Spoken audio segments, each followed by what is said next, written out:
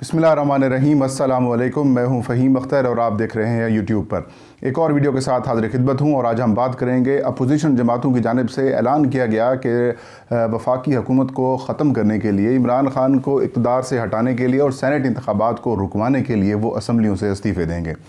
Opposition की जानिब से ये ऐलान किया गया कि ये जो पाकिस्तान तहरीक इंसाफ की इस वक्त जो हुकूमत है और जो 2018 25 जुलाई को आम इंतखाबात हुए थे वो जाली थे, उसमें हक मारा गया, उसमें इमरान ख़ान को गैर कानूनी तौर पर हमारे ऊपर मुसल्लत किया गया। और मौलाना फजलुर रहमान कहते हैं कि ये एक नाजायज़ हुकूमत थी जिसको हम किसी सूरत भी तस्लीम नहीं करते। लेकिन उसी असम्बली से मौलाना फजलुर रहमान ने सदारती इंतखाबात लड़ा, उसी असम्बली से शहबाज शरीफ ने प्राइम मिनिस्टर का इलेक्शन लड़ा, उसी असम्बली से मौलाना फजलुर रहमान के बेटे मौलाना असदुर रहमान ने डिप्टी स्पीकर का इंतखाब लड़ा। और उसी असम्बली में ही की गाड़ियाँ, उसी असम्बली से मराआत मौलाना फजलुर रहमान के साहबजादे हासिल कर रहे हैं। सिर्फ वही नहीं, तमाम अपोजिशन की जमातें उसी असम्बली से उसी कानून के तहत मराआत भी हासिल कर रहे हैं और उसी असम्बली के ऊपर रहकर अगर वो गिरफ़्तार हो जाते हैं तो उनको प्रोडक्शन आर्डर भी मिल जाते हैं। अब हुआ ये कि कुछ दिन पहले मुस्लिम लीग नून के 2 अरकान कौमी असम्बली, मुर्तज़ा जावेद अब्बासी जो कि ख़ुद साबिक़ डिप्टी स्पीकर कौमी असम्बली रहे हैं मुस्लिम लीग नून के दौर में 2013 से लेकर 2018 तक, इनका ताल्लुक़ मानसहरा से है, यानी कि एबटाबाद डिवीज़न से है, मानसहरा बेल्ट से है इनका ताल्लुक़। और मुस्लिम लीग नून के बड़े पुराने रुकन कौमी असम्बली भी हैं और सियासतदान भी हैं। कैप्टन सफदर के भाई हैं मोहम्मद सजाद, और कैप्टन सफदर के भाई मोहम्मद सजाद रुकन कौमी असम्बली बने क्योंकि कैप्टन सफदर को कुछ दिन पहले ही नाअहल करार दे दिया गया था अदालतों की जानिब से और वो उनको सज़ा मिल गई थी। तो इस वजह से वो इलेक्शन कॉन्टेस्ट नहीं कर सके थे और बाद में जब इंतखाबात हुए थे उसकी जगह पर टिकट दिया गया कैप्टन सफदर के भाई को, सजाद को। अब सजाद साहब जो कि ये दोनों ताल्लुक़ मानसहरा बेल्ट से है, अब तरह तरह की इस हवाले से कहानियाँ भी सामने आईं और ये कहा गया कि जो कैप्टन जो मोहम्मद सजाद हैं जो कि मरीम नवाज़ के देवर भी हैं और मुर्तज़ा जावेद अब्बासी की जानिब से ये मौक़िफ़ इख्तियार किया गया कि उन्होंने तो इस्तीफ़े दिए ही नहीं हैं। उनका कहना था कि हमने तो इस्तीफ़े अपनी लीडरशिप को दिए हैं, ये स्पीकर के पास कैसे इस्तीफ़े पहुँच गए हैं। भारत स्पीकर की जानिब से इस पर एक्शन लिया गया। 7 रोज़ के अंदर उनसे उनकी वो तस्दीक मांगी गई कि क्या ये इस्तीफ़े आपके हैं या नहीं हैं। तो उसके बाद एक नोटिस जारी किया गया और कि 7 रोज़ के अंदर आप तस्दीक करें, बसूरत अगर आपके इस्तीफ़े मंजूर कर लिए जाएंगे और आपकी जो सीटें हैं वो खाली होंगी, वहाँ पर ज़िमनी इंतखाबात करा दिए जाएंगे। ये ख़बर पीपल्स पार्टी के अलावा मुस्लिम लीग नून के तमाम कैंपों में एक यूँ कह सकते हैं कि एक बम की शक्ल में जाकर गिरी। और वो जो अरकान कह रहे थे कि हम इस्तीफ़ा देना चाहते हैं, उनके अंदर खलबली मच गई।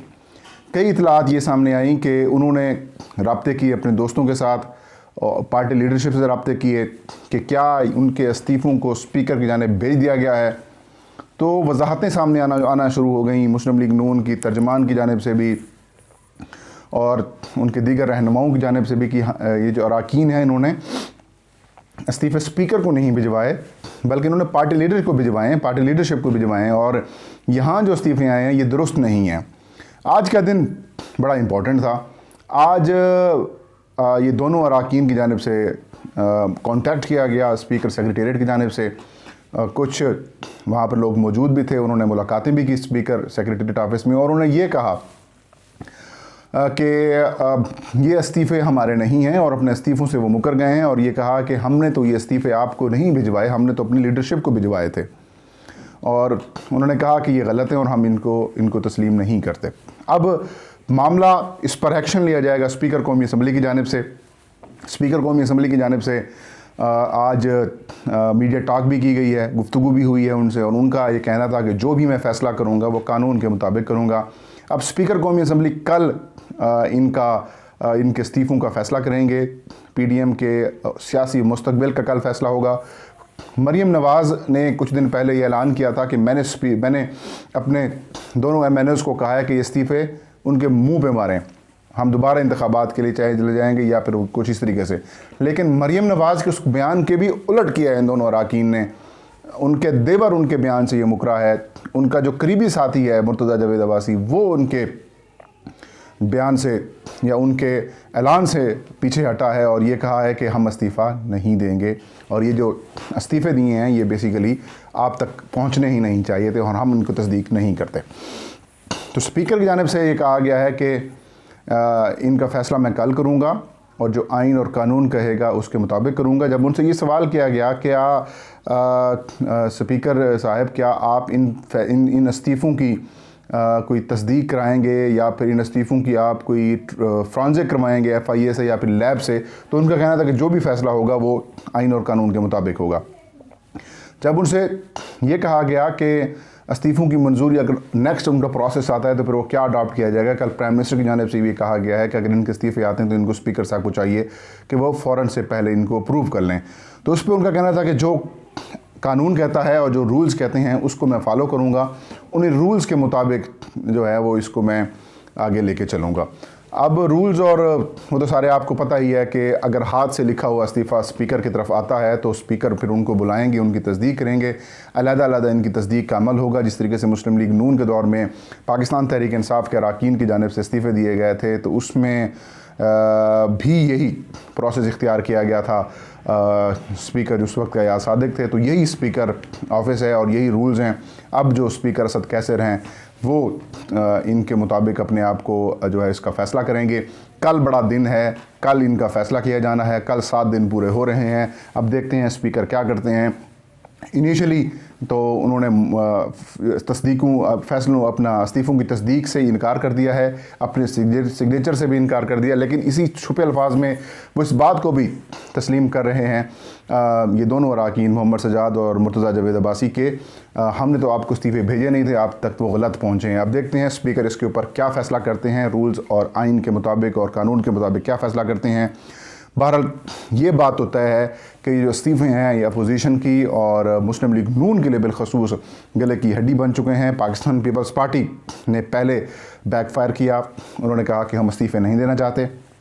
पीपल्स पार्टी बल्कि शुरू से ये कह रही है कि इस्तीफ़े नहीं होने चाहिए, बल्कि पार्लियामेंट के अंदर बैठकर पाकिस्तान तहरीक इंसाफ की हुकूमत का मुकाबला किया जाए और पार्लियामेंट में बैठकर ही इनका मुकाबला करना चाहिए, ना कि आप पार्लियामेंट का आखिरी फोरम जो है वो छोड़कर आप सड़कों पर आ जाएं और उसके बाद आप जो है वो आप हाथ मिलते रह जाएं।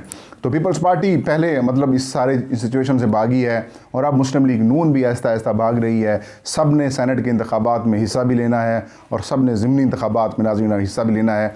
एक एक करके ये सारे यू टर्न लेंगे और इमरान खान का वो फ़ैसला कि अगर ये इस्तीफ़े देते हैं तो इनको इस्तीफ़े इनके मंजूर करें और उन पर ज़िमनी इंतखाबात करवा दें, वो कारगर रहा है। और कप्तान के एक डिसीजन से इनकी कह सकते हैं कि वो जो जुमला था, प्लान था, वो जो सारी बातें थी उनका बुरकस निकल गया है। तो नाज़रीन ये थी आज की वीडियो। इंशाल्लाह नेक्स्ट वीडियो में नई खबर के साथ हाजिर होंगे। तब तक मुझे इजाज़त दीजिए। अपना और अपने चाहने वालों का ढेर सारा ख्याल रखें। अल्लाह आप सबका हामी नासिर हो।